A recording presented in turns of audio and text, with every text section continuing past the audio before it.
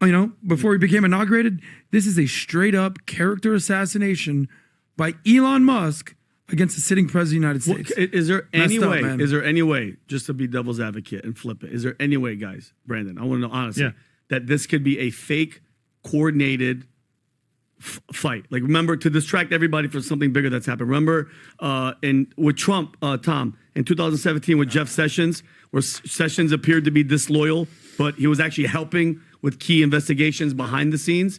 Could this be something? Vinny, I appreciate the question. I appreciate the question. Because it looks. If there's one tweet, okay, cool. They're going back and forth, and Elon is not stopping. In this video, we join Patrick Bet-David and his co-host on the PBD Podcast. As you'd expect, the topic of conversation between Patrick Bet-David and the crew was the war of the words between Trump and Elon Musk. With that, let's watch Patrick Bet-David go off on Trump and Elon. But by the way, here's a couple of things to consider just to kind of open up a different couple conversations. There was always things I was looking at that I was like, that's a weird relationship. Why don't those guys get along? What's this all about? Okay. Sam Altman and OpenAI. Elon Musk hates that guy. Yeah. Hates that guy. Trump would bring him around all the time. Mm-hmm. That's an awkward situation. All right? I don't know what kind of conversations are happening. I don't know what's going on there. Number two, Doge. What happened with Vivek? What happened there? Like, in my opinion, Vivek should have been the one running Doge. Elon could have been an advisor, could have been around. He's already running a dozen other companies, impregnating a half a dozen women. Like, you need another job next to Trump? All right, here's another one for you. Open that up, will you? Hold on, let me just finish this up. No. Hold on. Your point deserves for you to follow it up, because we processed deeply, and you did on this podcast. You did about how that tweet was so hit the wrong way, Vivek's tweet, that so much weight and heat came against him that he had to step back. Correct. And part two to that, and I would like to revisit that with you, was on the heels of the whole H-1B visa situation. Vivek weighed in, Steve Bannon weighed in. It basically, MAGA 1.0 and MAGA 2.0 are starting to feud. And Vivek's so what happened comment with was that? America not quite exceptionalism. Yeah, because Vivek, I don't know, kind of speaks the truth. Some people are just lame as hell and they're entitled. The Epstein situation, okay, we talked about that. Makes a lot of sense why Kash Patel and Dan Bongino are kind of keeping mum's the word. So, and this big, beautiful bill. By the way, who in the administration did we actually hear of Elon feuding with? Do you remember who it was? Well, it was Marco Rubio, Secretary of State. Do you remember that? So Elon's in here having issues with key components of the administration. And it was sort of a lipstick on a pig for $250 million. And now we're basically seeing what happens. And then here's the last thing. What was the relationship with Susie Wiles? Correct. Chief of Staff. Yeah, this from April, inside Elon Musk's dangerous battles with Trump's ice maiden. And in it, they talk about Susie Wiles, Chief of Staff. This goes back to my initial point. Careful who gives you money. Elon basically gave $250 million, bought his way into the White House, him and his kids. I see what Adam's getting at. I still don't think, despite how much I dislike the back and forth between Trump and Elon, I don't think I'd change a thing as far as Elon Musk's contributions to preventing this country from falling off a cliff that it possibly couldn't have come back from. I can't say whether or not Donald Trump would have won without Elon's help, but his money was a pretty big influence. Anyway, but what Adam's talking about, it's kind of irrelevant now. I think it's interesting to talk about. I'm not saying it's a dumb conversation, but he's trying to say, were there all these warning signs kind of in hindsight? And again, there's nothing wrong with that conversation, but I'm saying just for the best of the country right now, we are at where we're at. And, I suppose Elon could take some horrible villain turn at some point, but for me, I still hold both of them in high regard, and I understand both of their positions in this whole thing. Elon's whole reason for wanting to get involved in government was to reduce the deficit. And I did feel like after a while, regardless of any infighting or rumors we'd heard about, problems between Elon and Trump or Elon and staffers, I did notice that as we're talking about tariffs, we're talking about freaking immigration and Abrego Garcia and courts overstepping their bounds, Doge kind of went away. I felt like it we weren't hearing about it anymore. And it concerned me, obviously not enough to make a big deal about it, but I understood everything else that we were talking about was important. But I'll just say, I think Doge hasn't even scratched the surface yet. And I think the mission of Doge should continue. And I think the Trump administration should make that a priority, whether or not he's getting along with Elon or not. Anyway, I'll get back to the video. Piggybacking over here. And now he has the audacity to take down, or at least attempt to take down, the President of the United States. Now, Trump dealt with some assassination attempts, before he became inaugurated.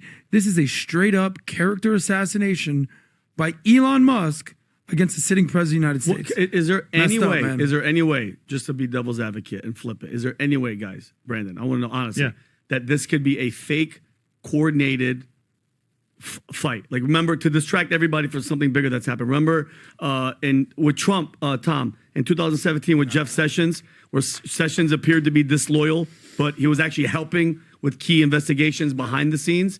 Could this be something? Vinny, where, I appreciate the question. I appreciate the question. Because it looks if there's one tweet, okay, cool. They're going back and forth, and Elon is not stopping. One joke, ha ha ha. Two jokes. 10 jokes. I'm just saying, could they be coming for his throat, bro? Speaker Johnson sided with Musk. Yeah, I would. What do you mean, Speaker Johnson sided with Musk? What are you talking about? Go to Musk's tweet. Go to Musk's handle. Just go to his handle. I'm just saying. And go all the way. Yeah, go all the way. Okay, go zoom in a little bit around and keep going slower, and keep going. You'll see 6 hours ago he says, "I agree with this guy. Keep going. Speaker Johnson just passed the big, beautiful bill in the House. I was going to say, that's He weird. said he was calling Elon today, too, when he was walking. Right there, look at that. I super agree with this guy, Mike Johnson. At some point, Congress has to stop this endless cycle of out-of-control deficit spending. Okay, got it. What's he saying? He's on Elon's side. He's saying what he's saying. That's pro-Elon. And by the way, go up and see he retweets something from Trump from 2012. That was, that's that was a little bit before. And look at Elon. Yeah, that was a little before Right, this. but go all the way up. But think he has to go and look for that tweet. He has to dig through Mike Johnson's 7 years of tweets to go back. He found one of Trump. Hold on. Read between the lines there. Yeah, that's him calling He's out the basically spending. saying you're a hypocrite. Yeah, because He's basically saying at some point you got to stop all this spending. Yeah. And he's basically saying, but now. Because he did that with Trump. Go up. Okay. Keep going up. Watch what he did with Trump. This is what you was doing. No, go a little bit higher. It's the screenshot. Oh, right here. It's an obvious lie. Yeah, Elon was wearing thin. I asked If you like watching videos like this one, like and subscribe. We'd really appreciate it. Let's get back to the video. him to leave. I took away his EV mandate that forced everyone to buy electric cars that nobody else wanted. That he knew for months I was going to do, and he just went crazy. What does he say? Such a lie. Trump fires back at Elon. The online battle begins. This is the problem with democracy, by the way. This is what they say. You don't want to see how the sausage is made. This is the good, the bad, the ugly of what we're living with. Now everything's out in the open. Every single person, every single adversary, every foe, every enemy is like, oh, I know how to get between these mother suckers. You don't think she's watching this? You don't think Putin's watching this? You don't think the terrorists are watching this? Yeah. You don't think the Ayatollahs are watching this and being like, just eating their popcorn like they're Jon Stewart in that meme over here, and just watching this all go down and loving it. But Elon's a big liar Such too, a bad look for America. Elon's a big liar too, though, because I mean, think about the video game thing where he paid somebody to get the best score in the world in the video game, and for years he acted like he was a world-class player at that super advanced video game. Then he got caught, like he hadn't even played the game before. So, you know, what does that tell you that somebody's willing to put that much effort into crafting their image? You know, something that small and insignificant to be the best in the world at a video game. So, like, what else could he be lying about and like misportraying? If he PBD will do something like that. Good point. PBD. I have one serious question for you. Tell me. For me, this is pretty.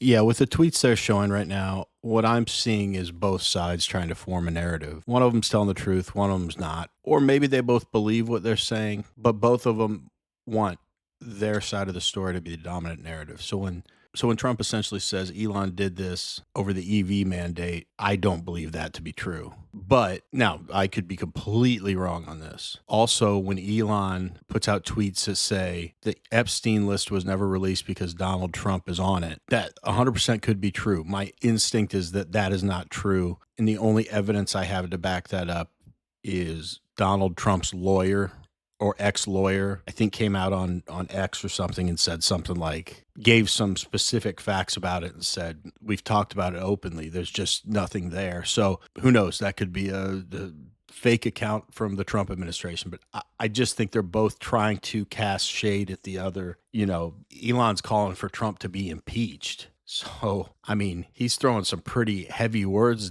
around. My whole response to this is, I think it's ugly. I think it happens in politics all the time. It just happens behind the scenes. I just think it's a bad look for both of them individually to be arguing in public. I do think they both want what's best for the American people. I agree with both of their arguments. But the only effect this is going to have, and this is the biggest problem, is that the group that wins from this is the Democrat Party, because this dominates all the headlines and all their ineptitude goes on the back burner for a while about what an awful, ridiculous, evil party they are. So they get the narrative victory out of this. And what do we get? People arguing and point fingers at each other. And it trickles down to politicians and folks who do political commentary, you know, and then they all start fighting. That's just not us. That's just not the conservative. That's just not the right wing. We're not like the left that gets all splintered and kicks people out that don't agree with it and fights with one another and whines about stuff. So I think we all have our opinions on this stuff, but I think it's incumbent on all of us to keep a united front, and that's pretty much been broken now. But I think for a lot of times in life, keeping a united front is a good thing. That doesn't mean lying. It just means that before we're going to attack each other, we support each other and we handle our business behind closed doors. So I hope cooler heads prevail, but I'm not too optimistic. Anyway, let's wrap it up. Ugly. I think it's about to get way uglier. How ugly can this get between these two guys? Seizing Tesla? Like the government seizing Tesla as a matter of national security if they start pulling things that are critical to the military. Hey, Brandon. That's PBD, not you. Brandon, let me unpack a little bit with you. Guys, I asked PBD a question, and you guys started talking. Allow the guy with the name of the podcast to talk. As of 9 hours ago, as of a day ago, the Republican Party was probably the strongest it's been in decades. Yep. 24 hours ago.